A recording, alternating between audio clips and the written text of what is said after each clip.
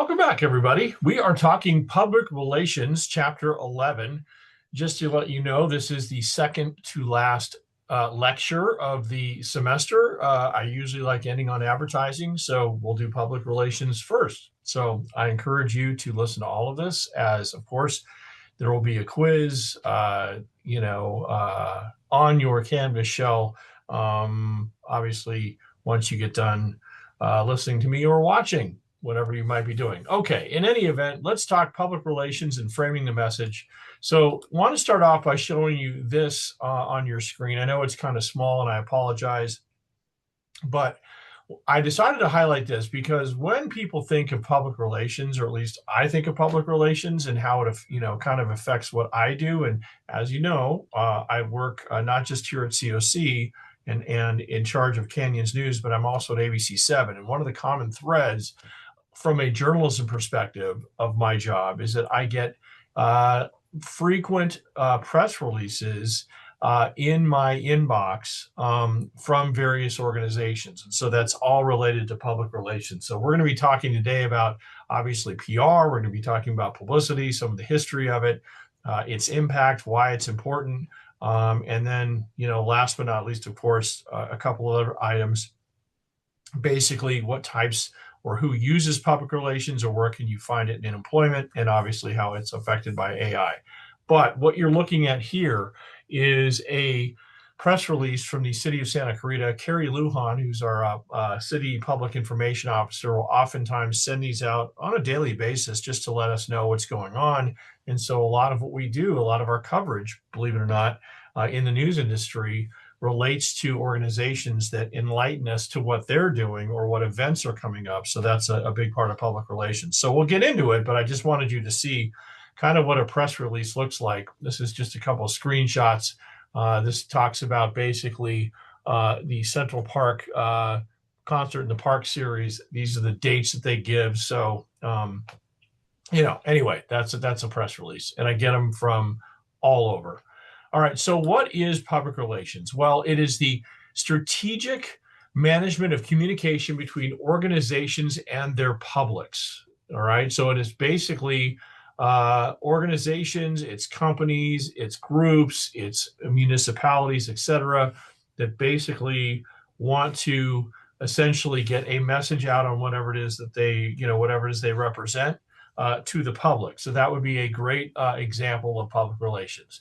PR focuses on building long-term trust, credibility, and relationships. That has not always been this way, as we'll learn from the kind of the evolution and history of public relations, but certainly PR today or public relations focuses on trust, credibility, and relationships. Organizations use PR to shape reputation, manage crisis, and maintain positive public perception. There is so much behind the scenes that's going on for companies that use either a PR agency, use their own PR in-house, etc., to really shape how we think and believe.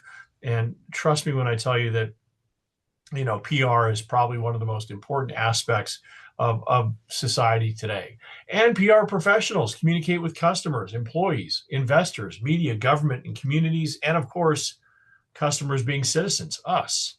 All right, so first of all, there are more than 48,000 public relation firms in the United States, 48,000, and it's a growing academic field since the 1980s. And one of the things, that the book talks about is that if you happen to be a good writer, interested in journalism, oftentimes journalism and public relations, believe it or not, kind of go together. A lot of folks who are in the public relations industry either come from the field of journalism, or if you're taking a public relations major, for example, here we don't offer one at COC per se.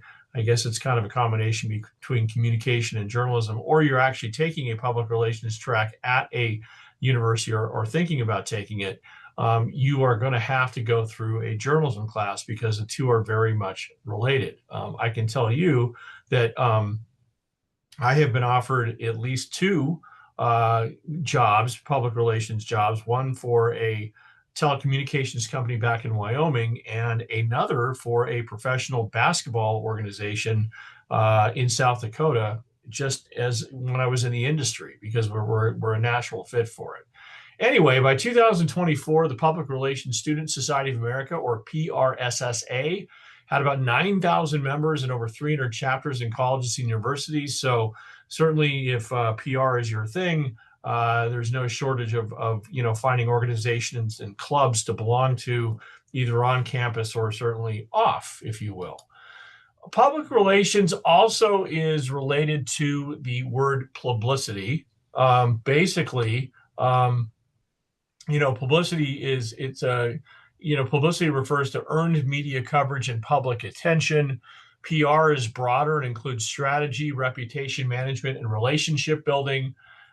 There's another term that people, I think, it kind of gets a gray area, is that whether it's publicity or advertising. But to know the difference, basically, we'll talk about advertising obviously in a different chapter, but advertising is paid media, while publicity depends on what's called newsworthiness. So it's a company using basically the media to essentially push out a message or enlighten public about a certain brand, et cetera, without actually having to pay what like you would normally pay for advertising.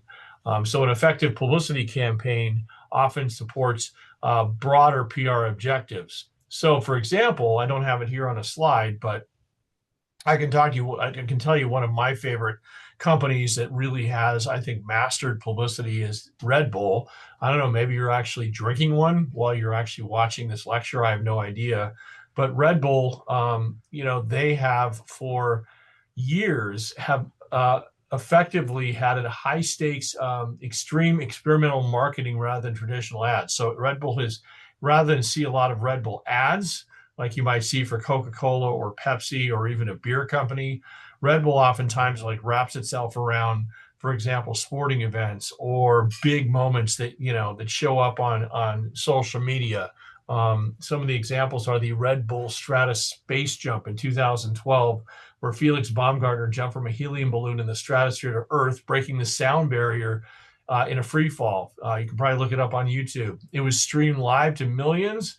It set new records for live streaming and became a landmark in viral marketing. And it was just like Red Bull, Red Bull logo, Red Bull this, Red Bull that. And, basically Red Bull didn't have to pay YouTube a cent to put it on there.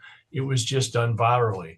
And there's been a number of other ones. Red Bull Rampage, an elite high-risk free-ride mountain biking competition in Utah, which serves as a massive content generator for extreme sports marketing. You've got, Red Bull Air Race. Red Bull sponsors a Formula One team. Obviously, up until a couple of years ago, very dominant with Max Verstappen. Still racing now, but obviously other companies like McLaren and Mercedes are doing better at this point. But in any event, one of the more interesting things about Red Bull, before I tell you about another one, is it's during its launch, Red Bull used guerrilla tactics, placing empty cans in garbage bins in high traffic areas at college campuses to create the illusion that the drink was already incredibly popular. So in any event, through athlete partnerships, visual storytelling, et cetera, Red Bull has become kind of the poster child for what really is great modern publicity. But we'll talk about how that all got started here in just a second. There's also another example would be the Barbie movie in 2023. Interestingly enough, the Barbie movie campaign used social media, celebrity interviews, and partnerships. Halloween costumes as early as 2022, fall of 2022, when they started releasing trailers and films for this. Used Halloween costumes, toothbrushes, roller skates, cans of lemonade, pink, obviously. And the marketing strategy turned the film into a cultural conversation. And that publicity was generated excitement months before the movie's release.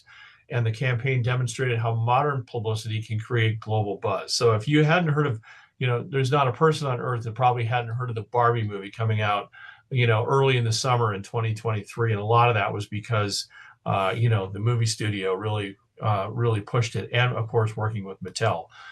But let's go back to the very beginning here and how both public relations and publicity kind of came to be. It's not, neither one was, whereas you can really kind of mark a much earlier start for advertising and its kind of background. public relations and publicity has a more, I wouldn't say modern, I would just say it has a shorter lifespan, right? Or at least a shorter history. And it starts with the era of what's called press agents. During the 1800s, press agents were hired to attract public attention and media coverage. So, again, remember that prior to the latter part of the 19th century, which would have been the 1800s, there really wasn't, a heavy need to do publicity or public relations because there wasn't that many corporations or companies around. But once we get to the Industrial Revolution, that certainly changes. So press agents relied heavily on exaggeration, spectacle, and sensationalism. That's how it all got started, right? Their goal was to generate excitement rather than provide balanced information. And press agentry became especially important in entertainment, politics, and traveling shows. And probably the best example of that, or at least the early example of that, would be P.T. Barnum, Ringling Brothers and Barnum and Bailey Circus, right? It's a mouthful, but that basically was the brainchild of one P.T. Barnum, who actually spanned all of the 19th century. He was born in 1810, died in 1891. He was a legendary 19th century American showman, businessman, and entertainer, and he was a master of marketing. He gained fame by promoting humbugs, extravagant, often deceptive exhibitions, and obviously, he managed things like the Fiji Mermaid, the General Tom Thumb. Basically, there's a movie called The Showman out there that kind of talks about a little bit about his life. But he actually partnered with a guy named James Bailey to create the famous traveling three-ring circus known as the Greatest Show on Earth. And his career was built on exploiting spectacles, including the cruel exploitation of Joyce Heth, an elderly enslaved woman he presented as George Washington's 161-year-old nurse. I want to play this scene for you here. And if for some reason it doesn't, if YouTube takes it down, I will provide the link separate from this lecture. But again, talking about P.T. Barnum and the birth of publicity, and this is kind of what he's sort of known for. So let me stop sharing and share with you this scene, and hopefully it does not get taken down. Otherwise, we're going to have an awkward jump cut to my next subject. So here we go.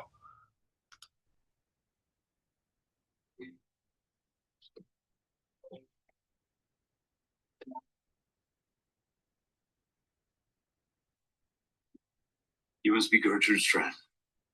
I'm looking for your son. I don't have a son. The hospital record says you do. Charles, right? Age 22.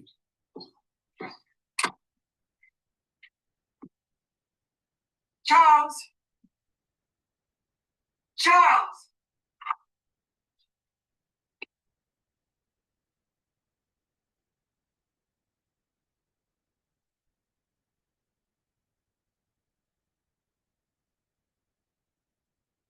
P.T. Barnum, at your service. I am putting together a show, and I need a star. You want people to laugh at me. Well, they're laughing anyway, kid, so might as well get paid.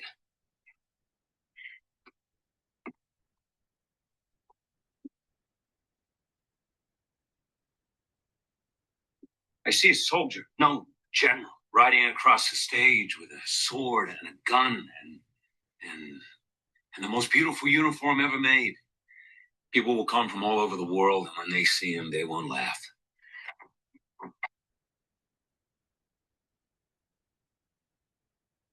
They'll salute.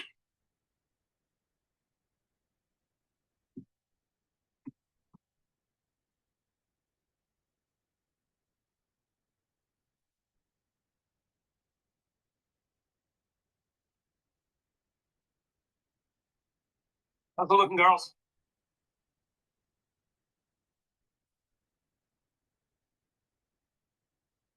Hey, freaks. I know where you can find one of them. Really?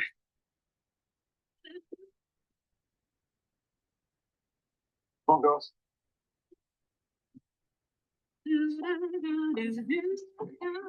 Oh, Sir, you shouldn't be here. I'm sorry. Who's doing this singing?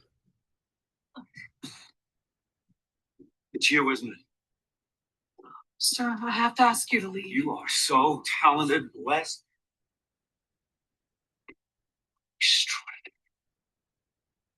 unique. Would even say beautiful. Excuse me.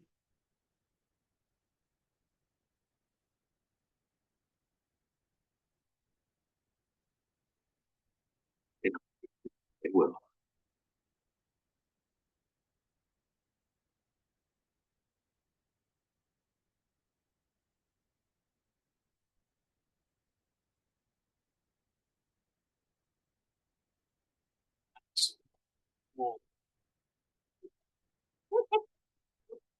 Hey, and then W.D. Wheeler. Brother and sister? Yes, sir. Terrific. And what do you do?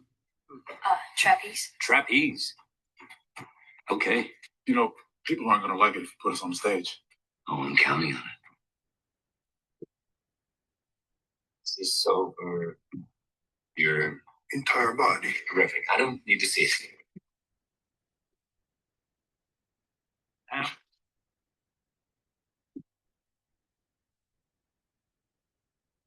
Ask how heavy you are. Do you have a number for that? I prefer not to say. Tell between you and me. 150 kilos. 50 pounds.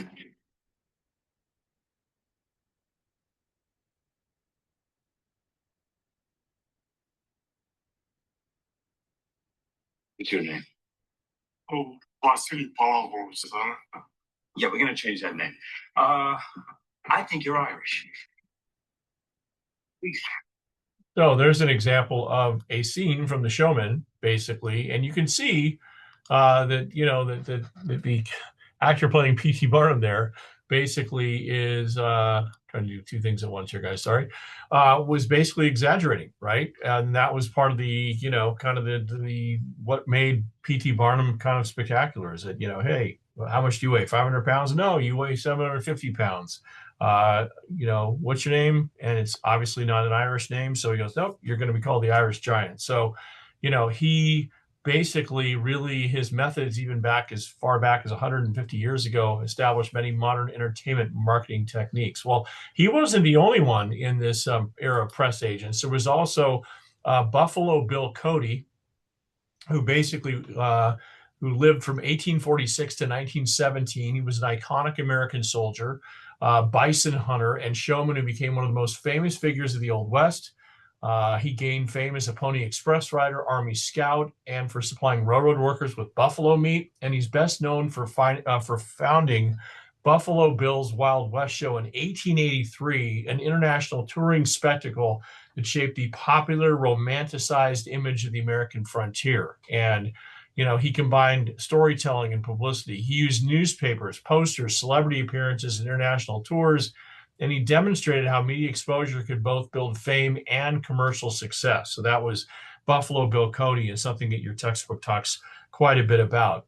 Well, when we talk about the Industrial Revolution, because that's when much of this was basically happening, we start to see kind of an evolution between, or a growth between, publicity and what later becomes modern public relations. So I don't know if you could say public relations is, yes, does it connect with press agency? It absolutely does. But we start to see an actual shift. In fact, the rapid industrial growth created public concern about labor conditions and corporate power. So you had large corporations who were obviously exploiting workers, who were this is also around the same time labor unions were formed. And so corporations needed professionals who could explain their policies and improve public image and work with other forms of media. In this case, I think it would just be, at this point, newspapers and magazines, to essentially make their image more palpable, right? There's a term in journalism called muckraker or muckraking that is a very popular term in both the magazine and newspaper field. And of course, there were a number of folks, as we learned in the journalism field, who were kind of going after sort of corporations at this point. So this was the corporate answer. I would say PR was the corporate answer to try to combat some of that. So this environment helped create the foundation of modern public relations. Obviously, the rise of the middle class, increasing literacy rates and labor, the spread of democratic ideals threatened the established order. And it was increasingly difficult for large firms to kind of fool the press and mislead the public. And so you needed somebody in the field of what was called public relations to emerge, to start shaping the interpretation of facts so that companies, it wasn't just one-sided. There was like basically a way for companies and corporations to kind of, I think, improve their image in the public view so that they weren't always being the ones getting dumped on. And so another big name in the public relations industry, or at least in the history of public relations, is somebody named Ivy Ledbetter Lee. And he really understood the importance of like having corporations and companies find a way to get on the good side of the public. So he is often called the father of modern public relations, and he was hired by John D. Rockefeller Jr. in 1914 to rehabilitate the family's image following what's called the Ludlow Massacre. Basically, he utilized transparent communication, humanized tactics such as arranging for Rockefeller to visit miners and their families, and to shift public opinion from hatred to sympathy after the violent strike suppression. So what was the Ludlow Massacre in 1914? Well, miners at the Rockefeller-owned Colorado Fuel and Iron Company went on strike, demanding better safety, wages, and union recognition. Armed company guards and state militia attacked a tent colony of striking miners, killing over 20 people, including women and children, resulting in massive public backlash. I mean, you can see, like, even today, in our modern era, like how we view companies that go after workers, right, and try to shut down strikes and whatnot. The impact, the Rockefellers, particularly John D. Rockefeller Jr., were vilified in the press. So his strategy was to humanize, or I would say was humanization, which he convinced the shy Rockefeller to travel to Colorado, meet with miners, and be photographed visiting their homes to show empathy. He believed Ivy Lee believed in information management rather than concealing information. Lee pushed for issuing press releases detailing the company's interpretation of the facts and highlighting Rockefeller's philanthropy. So basically shifting the way that Rockefeller was being portrayed, in the fallout from that disaster, right? And the campaign successfully reframed the crisis, improving the Rockefellers' reputation and demonstrating the power of proactive PR and damage control. So basically, kind of telling the truth, showing empathy and getting out ahead of the story, so that basically Rockefeller wasn't seen as the bad guy and the company wasn't seen as the bad guy, but really being proactive about it. So think about that in terms of how messages are shaped today. Next one that I want to refer to you is, or talk about, is Edward Bernays and public persuasion. So he was an Austrian-American pioneer who invented what's called the modern field of public relations by applying psychology and social science to influence public opinion.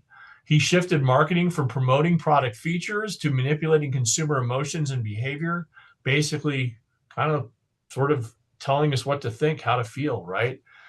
He described, or I should say, why he's important is that he actually defined PR as the engineering of consent, using science to gain public support for ideas or products. He believed in a psychological focus, which is that, as Sigmund Freud's nephew, he used psychoanalytic techniques to make products appeal to unconscious desires rather than rational needs. So the idea that, hey, if we can get you to buy our product and you're thinking subconsciously about it, and even though you don't need it, think about what modern marketing is today, what modern consumerism today. We're constantly, feeling good and buying things that, maybe we can live without, but we choose to live with, right? Iconic campaigns. He famously branded cigarettes as the quote unquote torches of freedom for women in 1929, right? And he linked that to women's independence. He also popularized bacon as a staple American breakfast to drive consumption. So the fact that we like to have bacon for breakfast in the morning, believe it or not, that goes back to Edward Bernays in the 1920s. Crazy, huh? He wrote the first books on PR, including Crystallizing Public Opinion in 1923 and Propaganda, establishing it as a legitimate strategic profession. So the idea that you could propagandize, pretty crazy. His methods fundamentally changed how corporations, governments, and leaders interact with the public, shifting the focus to strategic image management and mass persuasion. Sounds a lot like today. Citizens, though, still continue to struggle with public relations, particularly until after World War II, because government and industrial elites monopolized large-scale messaging and tools to shape public opinion. So, like the idea of citizens actually having being able to, or someone other than government or a large corporation having the ability to shape public opinion, to scale messaging.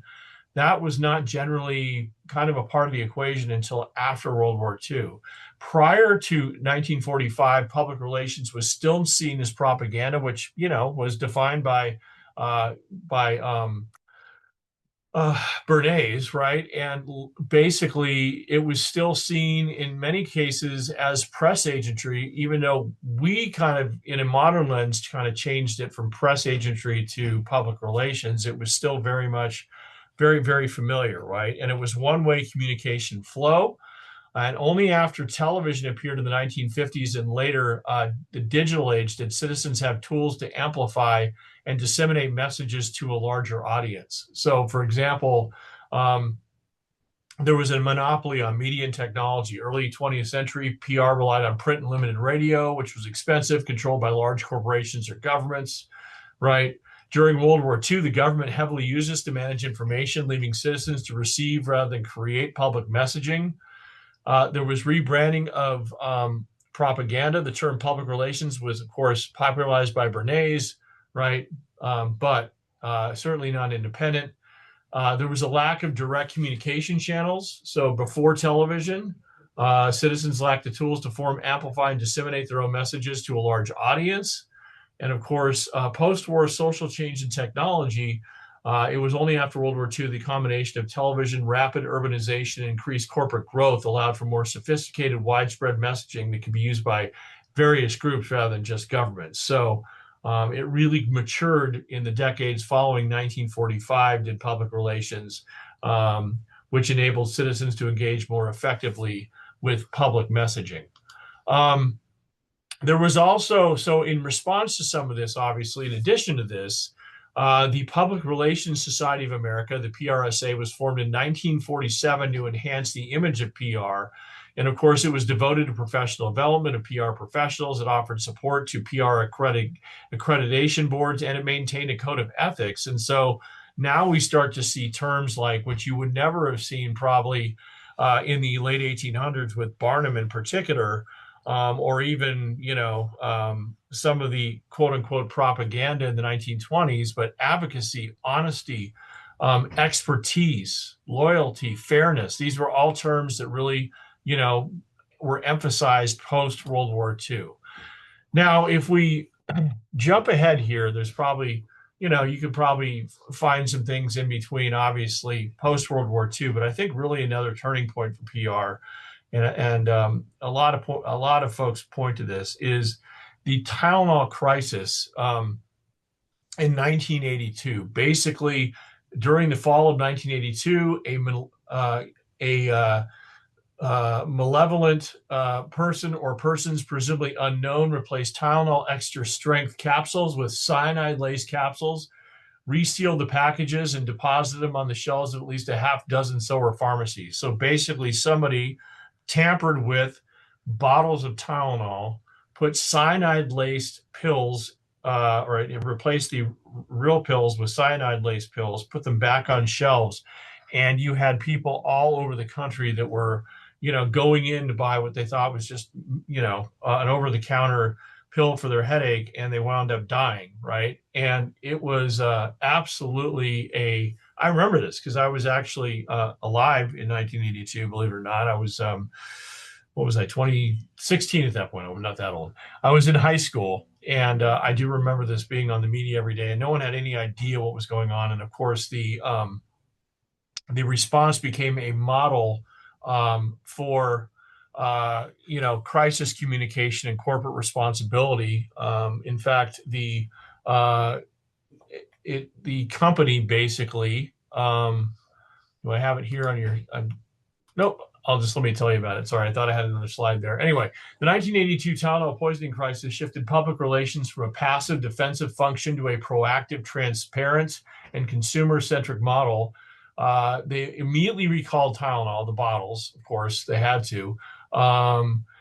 There was transparent media communication and an introduction of tamper-resistant packaging. So every time you go into a store now to get any kind of medicine, it's very tamper-resistant. Well, that actually was because of what happened in 1982. It's considered the gold standard for crisis management, proving that prioritizing safety over short-term profits can't speak today, restores trust. So anytime, again, you go into like get medicine, right, and you have to unwrap it, and then there's a puncture thing, and that's all because of Tylenol in 1982. Now, the suspect's name, by the way, the primary suspect was James Lewis, who died 3 years ago.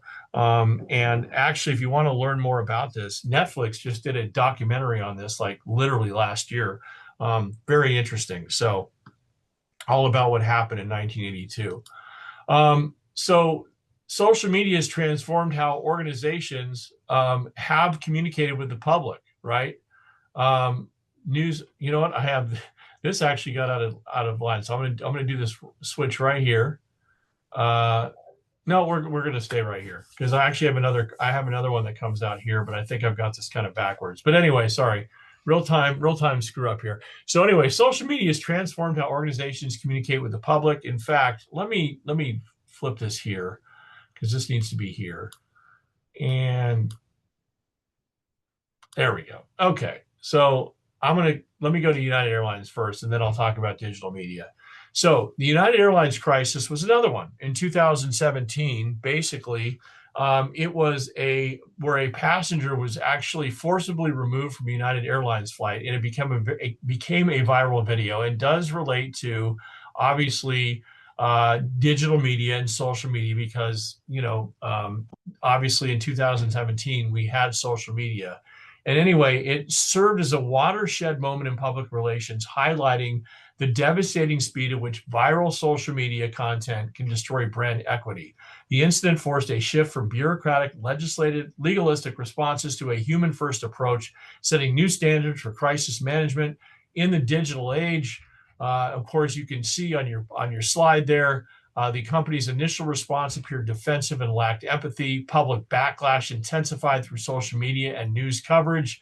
And of course, basically, there was a shift from legalistic to empathetic apologies, right? And so basically, an immediate accountability. Initially, United blamed the passenger, calling him disruptive and belligerent, which compounded the backlash. PR professionals learned that a slower defensive apology in the face of viral evidence fails. There was what's called the human pivot, which is subsequent apologies must be immediate, sincere, and take full responsibility. United's later, more contrite response, where the CEO apologized for reaccommodating a term initially used and later promised that such an incident would never happen again, became the model for how to fix a botched initial response. And action-oriented messaging. PR teams learned that words are insufficient. Apologies must be coupled with immediate, tangible policy claims, or changes rather. These are all basically lessons that obviously came out of this. So be first, be right, be credible, express empathy, promote action, show respect, right? These are all things that came out of that United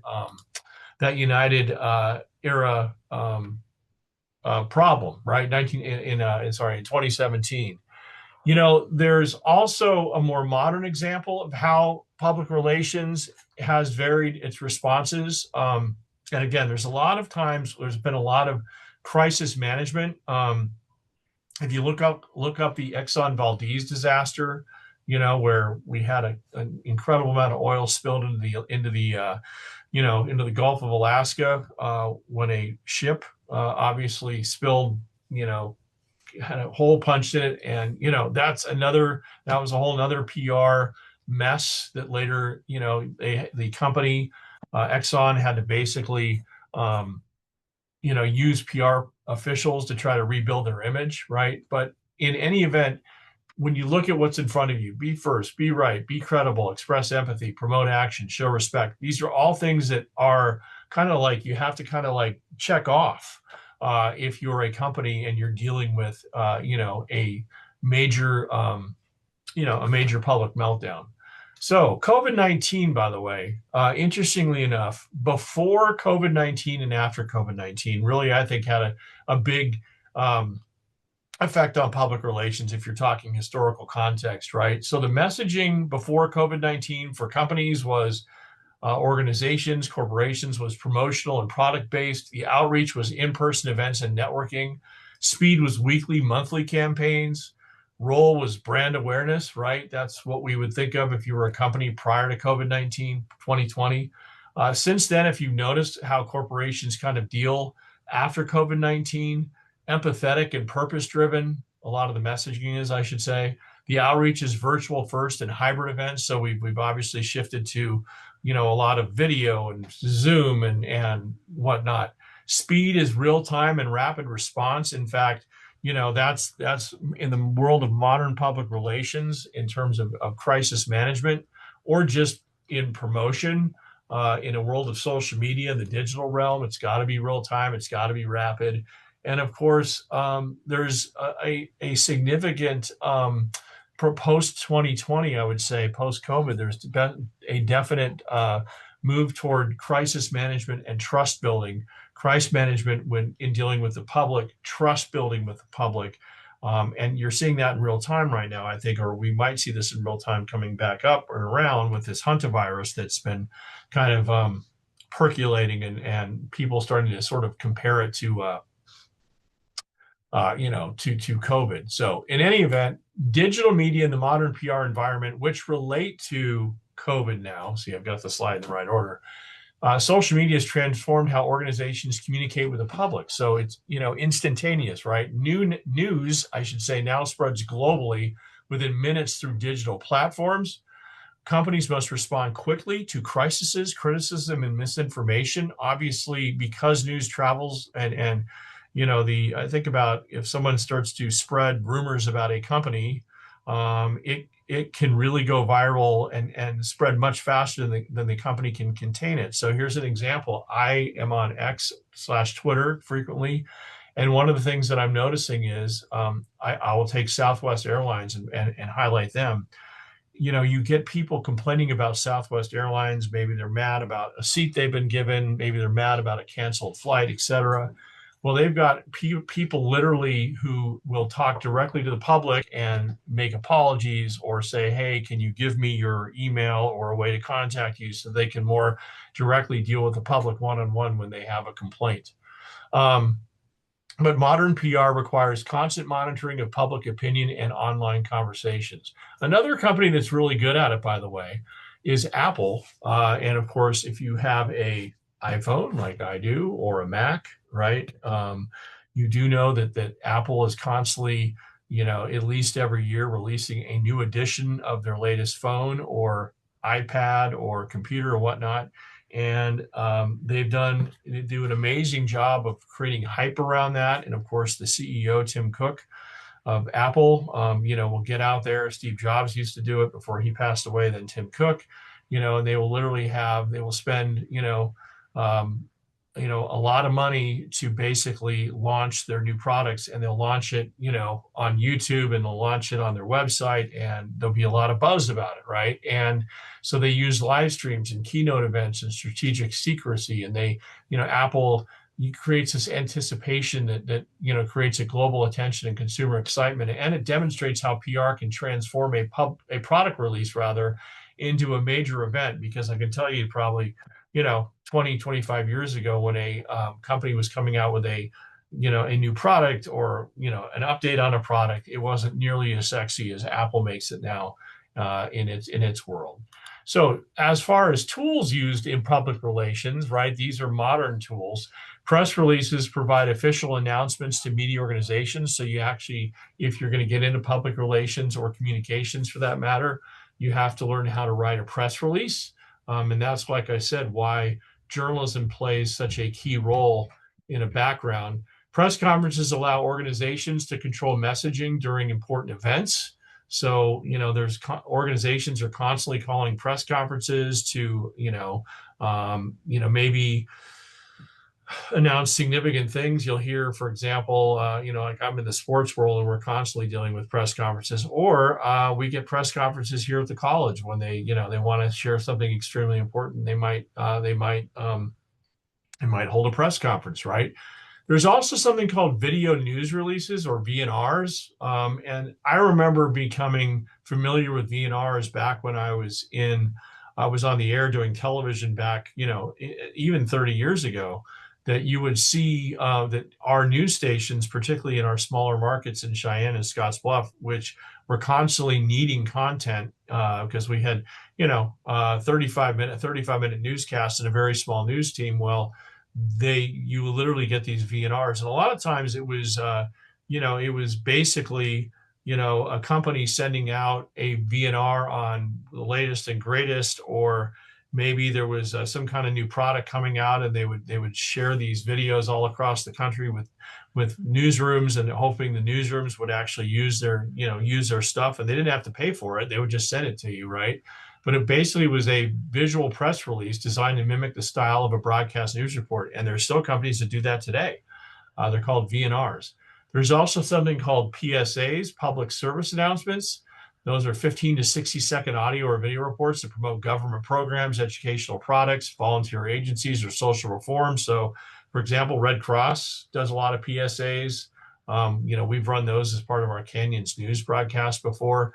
And you just, if you know where to go look, you just download them, and you can download them for free. And, you basically build a quote unquote commercial break that includes a PSA, right? And you used to hear PSAs like announced all the time on radio.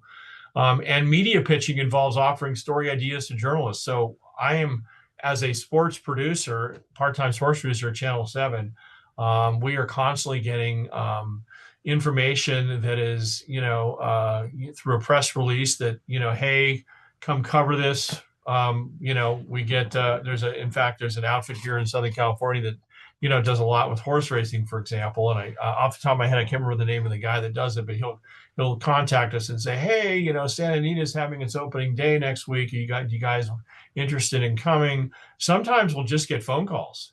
We'll get phone calls from people that are just trying to promote some kind of event. Hey, did you know this, or did you know that? Or, hey, just want to make you aware of that we've got this coming up, and can we send you an email with more information?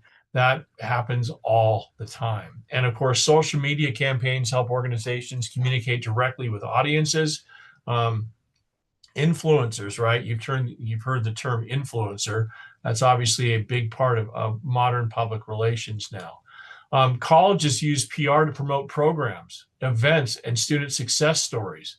Governments use PR during emergencies and public information campaigns. So basically, when I guarantee you, when the like, say, for example, the Palisades fire and Altadena fires happened, in January of 25, essentially, the city of Los Angeles, LA County, municipalities that were directly affected by fires. Yes, you saw the city officials out there talking and trying to share information, but I guarantee you that much of that information that they were sharing was being filtered through someone in their department that was in charge of public relations, basically messaging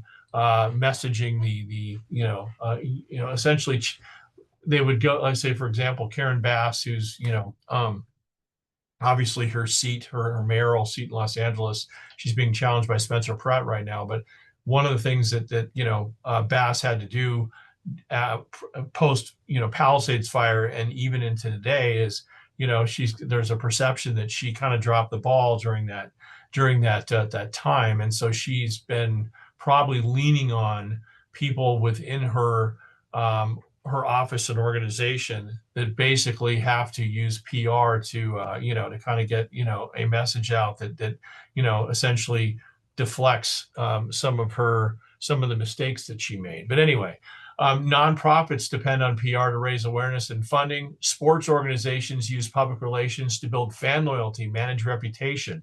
There's a huge PR staff on every major, professional sports team and college team, and we work hand in hand with them at ABC7. So, and we even work with one here at the college. There's our sports information director. His name is Jesse Munoz, and our students, anytime they want to go out and cover some kind of sports story here on campus, will oftentimes work with Jesse and his team, just like our news people will work with our vice president of communications, Eric Harnish, because those are the folks that basically, are the ones that will help you effectively get information that you need to later put into a news or sports story. PR professionals must balance persuasion with honesty and transparency. Obviously, there are ethical concerns, including misinformation and manipulation and propaganda, right? Organizations risk losing trust when communication lacks credibility. So again, modern public relations really has come a long way from being press agents, where press agents were actually promoting falsity. They were promoting hype. They were promoting propaganda, right? That really modern public relations has increasingly emphasized accountability and authenticity. And because we expect that, you can often see when it doesn't happen, where there's an issue, right? And I would say, particularly in politics, you see, sometimes you'll see politicians who, go out there and step in it, and then you have PR people who are trying to basically spin it in a way that doesn't make it look like it's that. Well, we sniff that out pretty quickly these days. All right, so how does AI shape public relations, right? We've had this discussion about artificial intelligence and AI, and how it kind of has a profound effect on, just about any form of mass communication, and public relations is no different.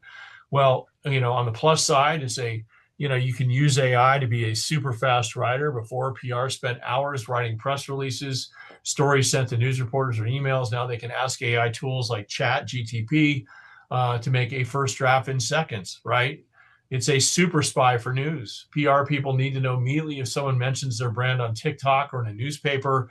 AI can scan thousands of news stories and social media posts in seconds. One of the big jobs, of course, for public relations is to keep track of who's talking about your entity or company. It helps pick the quote unquote perfect people. PR professionals need to send stories to journalists who actually care about them. AI analyzes which reporters write about specific topics. So PR pros don't send gaming news to a cooking reporter, for example. And trust me when I tell you that there are very smart people out there that know exactly what we like to talk about at Channel 7 in our sports cast, and so that's why, if we spend a lot of time talking, like we have one of our reporters loves not extreme sports. He likes endurance sports. He likes talking about stories about central characters, etc. So a lot of times we'll get phone calls about people that do extraordinary things, because they know that we like to cover those types of stories, right? It's a crystal ball for problems, right? If a company makes a mistake, AI can predict if it will turn into a massive crisis, a big problem based on how fast people are talking about it online. Number 5, it frees up time for human stuff, in quotes, right? Because AI does the boring stuff like searching through news. Humans can spend more time doing the creative thinking stuff. That's kind of the positive. Now, the con, of course, is loss of human touch and authenticity, right? Not only that, but a proliferation of misinformation and hallucinations. AI models, particularly generative AI, can produce inaccurate information, commonly known as hallucinations, which poses a massive threat to corporate reputation and media integrity. Okay. An audit, by the way, AI can also generate fake news, press releases, or content that sounds authoritative but is incorrect. An audit by NewsGuard found that AI-generated content produced unreliable information in roughly 18% of cases, often leaving errors uncorrected, which poses a severe risk for reputation management.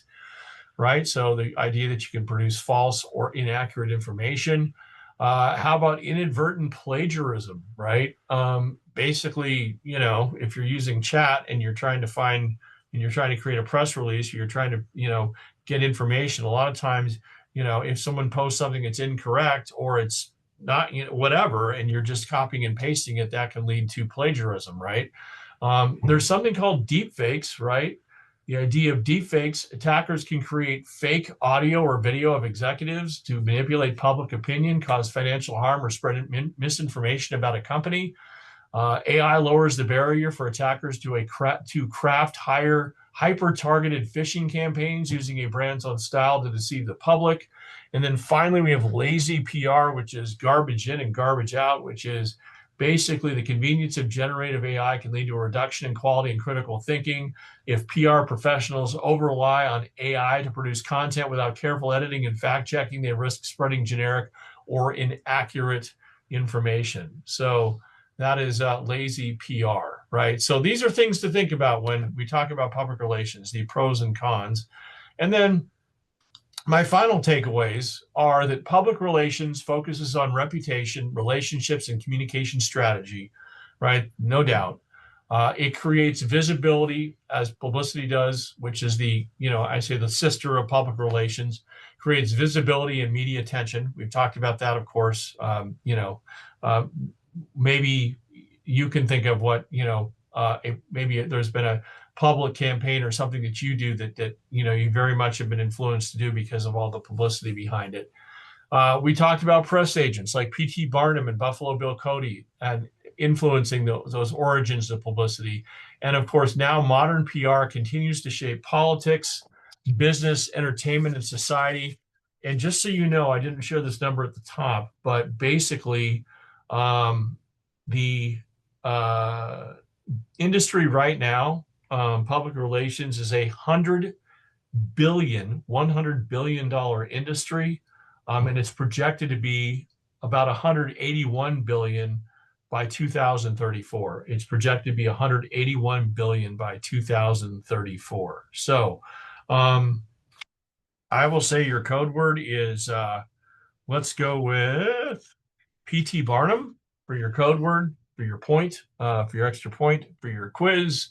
But that is public relations. The next time that you click on me, you will be likely seeing advertising. So have a great day.